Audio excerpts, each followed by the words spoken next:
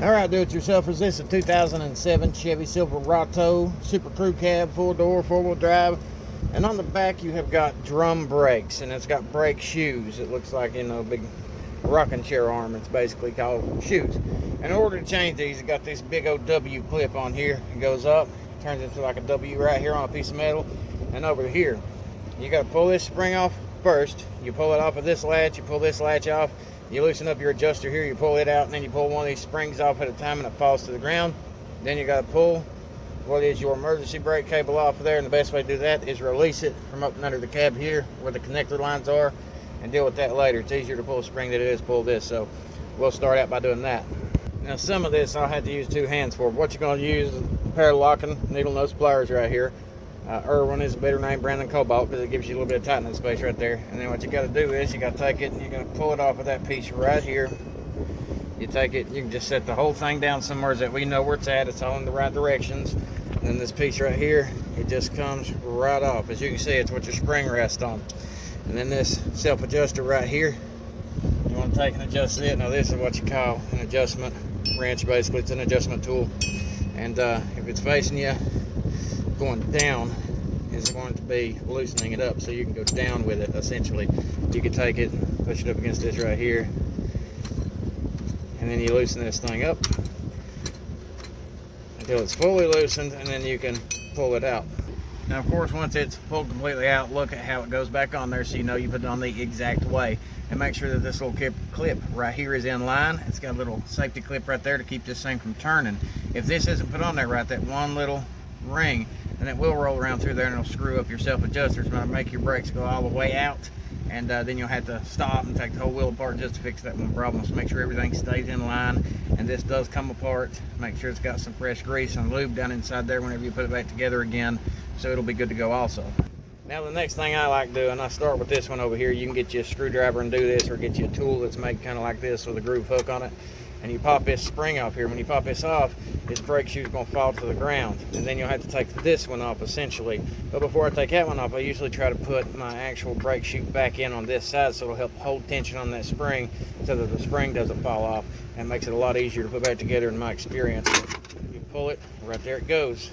As you can see, it has already loosened up the brake shoe, and then this will come right off here like so, and then I'll put the other brake shoe in its place.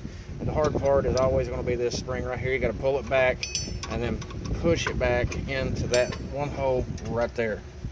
Now sometimes it'll take grabbing a hold of that with either some needle nose pliers, some slip joint pliers, or whatever you can get a hold of. But I did use this piece to hold it back out of place, and I did take one of these tools from Harbor Freight and one of these little pry bars, and I grinded it down, and I put a little tooth in the end of it right here so that I can kind of slide it in there, pry this back, and then you can beat it down with another tool to pop it back in place, and then you're ready to go ahead and take this side off.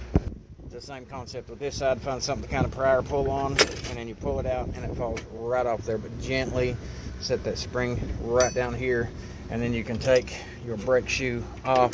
The big part's going to be the spring. It's got a little locking clip right there. All you got to do is push that locking clip upward, and this will pop right off here. But now the best way I found to do this is you get the top of the ball on that spring with your needle nose pliers, and you just push down on it, and it'll help relieve that spring pressure, where you should be able to pull it off of here within a second or two. But now doing it with one hand is, a little bit trickier. But if you do it that way, you can push that clip up and pull it right off. As you can see here, it takes a little bit of force, and then you pull the spring off. Now whenever you slide the new one back on here, make sure that it matches up, the brakes match up and everything. As you can see, there's the new one, and it's going to feed over top of your actual brake cable, which is, right here. It goes through this little hole right here. You got to feed it all the way back and into there. But the best thing to do is go up here and release it from the front, because it's easier to pull the spring from the bottom than it is to pull it from in here. And what you're looking for is this right here, and here is your cable. It'll be on the bottom on these trucks for the driver's side rear. Now it might be a little bit complicated getting these things back in here, but this is an easy way to do it. As you can see, I've already done the passenger side, and I pulled it on from down here. And once that's done, just go ahead and fish this thing all the way up. It'll stop right here at the stopper, and then go to the back and feed everything back in place. Pull this back through. As you can see, it sticks out through here. You go ahead and take your brake shoe, your spring and all this good stuff, and you get it ready, and you essentially, you know, make sure that this, by the way, is in behind. You can fish it back out while it's unplugged to make sure it's in behind your spring, make it a little bit easier. And then you can hook all this up. You feed it through the hole.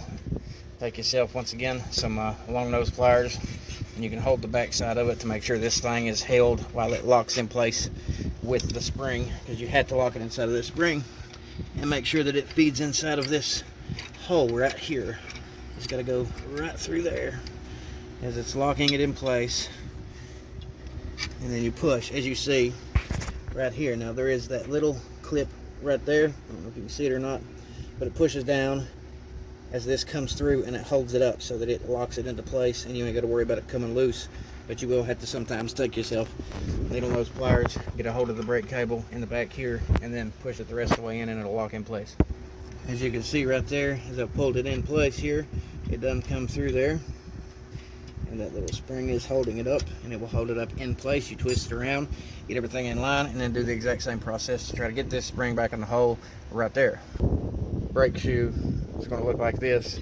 You're going to have to try to push everything back in line with that spring there, get it all in place, and then you're going to have to pull this side up and try to lock it in right here. You might be able to put your shin or your knee or something up against it, kind of hold the shoe in place if you have to get this pop back in here. Now, as you can see, I have done the exact same thing. It took me a second, but I took the bar in there. I took my little homemade tool, basically, with the clip in it, and I popped it in place. Now, took some needle nose pliers, grabbed it, and pushed it right in the hole it goes into. So now I got to put all this together and then go back up here and plug up the brake. Now, once you get this in place, make sure, like I said earlier, that that clip is in place, and then you take it and you go upward with this, and you pop it up. And you pop it up until it gets nice and snug. You don't want it too tight because your drums are going to have to go on here. You want to make sure it's right in line. And then, of course, after you do that, all you got to do is stick this little clip back in place. Make sure it sits in there nice and snug, because this is what's going to sit up there for this brake adjuster. Whenever the spring's on there, it'll pull it up and hold it where it needs to adjust that brake. And then, of course, you take your spring and then you put it back in place. We can do this one-handed. And there we go. And then release your tension from your needle nose vice grips. Once you release that tension, then the adjuster is right here. And if you have any problems afterwards, after you put all the tires and everything back on, all you gotta do is come to the back here and take this little rubber booty out right here, and then you can adjust it. Just remember which direction. Now, if you're coming from underneath it, because whenever we were tightening it, we were going up, so you'll be going down on the inside. Then the last thing left to do right here, besides hooking up the brake cables, making sure all of your stuff is in their proper locations where they're supposed to be at whenever you took them off, and then try getting your rotor on there nice and snug. Then once that's on nice and smooth, then all you got to do is go up and under it here and then hook your manual cable back up. Now, the best way to do this, of course, is some needle nose locking vice grips. Pull it, twist it, turn it in place. After that's done, take it for a test drive, pull forward, pull backwards, and then adjust it as needed.